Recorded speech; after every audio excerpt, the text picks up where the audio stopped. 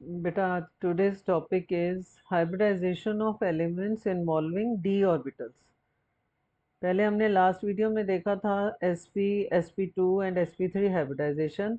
अब इस में हम लेंगे वो ऑर्बिटल्स जो sp and d, right. All three orbitals लेके हाइब्रिडाइजेशन होगी एंड देखते हैं what will be the geometry और शेप ऑफ द मॉलिक्यूल और कौन से इसमें एग्जांपल्स हम ले सकते हैं। अब देखो sp3d हाइब्रिडाइजेशन यानी कि 1s p3 and d। But एक चीज ध्यान रखना है, ये हाइब्रिडाइजेशन उन्हीं मॉलिक्यूल्स में ऑर्बिटल्स में होगी जिनकी इक्विवेलेंट एनर्जी होगी। अब फॉर एग्जांपल PCl5, फॉस्फोरस का कितना है एटॉमिक नंबर 15। अब वैलेंस शेल इलेक्ट्रॉन्स इसमें कौन से हैं? इसके वैलेंस शेल में 5 इलेक्ट्रॉन्स होते हैं, 3s2 3p3।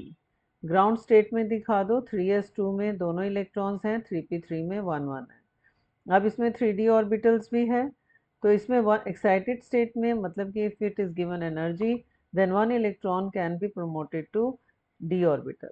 हो गया, सिंगली स्पिन हो गए। अब बेटा बिफोर हाइब्रिडाइजेशन आपने हमेशा ये एक्साइटेड स्टेट में दिखाना है और सिंगल स्पिन दिखानी है। अब इसमें 1s 3p और एक d ऑर्बिटल सब अनपेयर्ड है, तो इसमें हाइब्रिडाइजेशन होगी sp3d। और कितने हो गए ऑर्बिटल्स, कितने बनेंगे 1 2 3 4 5, right. 5 hybridization will be formed and the hybridization of type is sp3d। तो ये बनते हैं एंड ये p ऑर्बिटल के, क्लोरीन के p ऑर्बिटल के साथ ओवरलैपिंग होती है एंड द जो स्ट्रक्चर है वो क्या हो जाएगा, trigonal bipyramid. Bipyramid one तो एक ट्राइंगल बनता है p के साथ 3cl का, और ये जो cl है they are at 90 degree to this plane. ठीक है। अब बेटा जो ये जो इक्वेटोरियल प्लेन बन रहा है, ये जो प्लेन बन रहा है जिसमें फास्फोरस और क्लोरीन ये ट्रायंगुलर फॉर्म में है, इसमें 120 डिग्री एंगल है और ये क्लोरीन एटम जो है काफ़ी, टू मिनिमाइज रिपल्शन, ये काफ़ी डिस्टेंस पर है। बट ये जो क्लोरीन क्लोरीन जो 90 डिग्री पर है, ये वाले बॉन्ड जिनका 90 डिग्री एंगल है इस प्लेन से, this Cl P and this Cl, इसमें 90 डिग्री का एंगल है।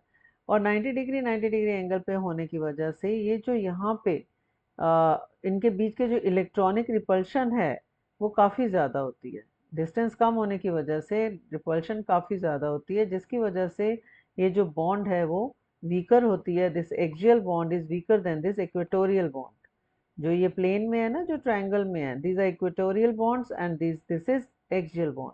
So axial bond is weaker than equatorial bond, therefore PCl5 जो है वो easily split कर जाता है and gives Cl2 and PCl3। ये देखो सारी explanation वही लिखी हुई है, that PCl bond lie in one plane, PCl bonds lie in one plane called equatorial bonds at an angle of 120 degree to each other to minimize electronic repulsion, whereas two PCl bonds lie along a vertical axis perpendicular to the equatorial plane and at an angle of 90 degree to this plane. There is strong electrostatic repulsion at this angle.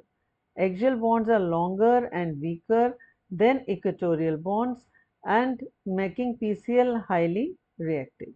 Repulsion की वजह से जो है वो electrons जो हैं वो काफ़ी, ये जो बॉन्ड्स हैं वो थोड़ा डिस्टेंस पे होती हैं, बट इलेक्ट्रॉनिक रिपल्शन की वजह से वीक हो जाती हैं एंड हाईली रिएक्टिव हो जाती हैं, therefore PCl5 easily splits and give Cl2 and PCl3। ठीक है, तो ये हो गया वाई ये जो PCl5 है that is unstable. This is because of this axial bonds which are at 90 degree to this equatorial plane. और ये जो Cl का जो ये Cl के जो इलेक्ट्रॉन्स हैं और यहाँ पे जो इलेक्ट्रॉन्स हैं Cl के, उनके बीच में बहुत ज़्यादा रिपल्शन की वजह से Cl बॉन्ड्स जो हैं वो ये इजीली स्प्लिट हो जाती हैं टू स्टेबलाइज द मॉलिक्यूल।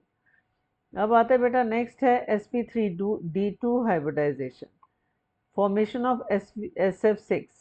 अब ये SF6 में देखो कैसे हम करेंगे, सल्फर का वैलेंस इलेक्ट्रॉन्स पहले देखेंगे, कितने हैं 6, यानी 3s2 3p4। ग्राउंड स्टेट में 3s2 ये हो गया, इस तरीके से फिल्ड होगा, अगेन इसमें 3d ऑर्बिटल्स वेकेंट है।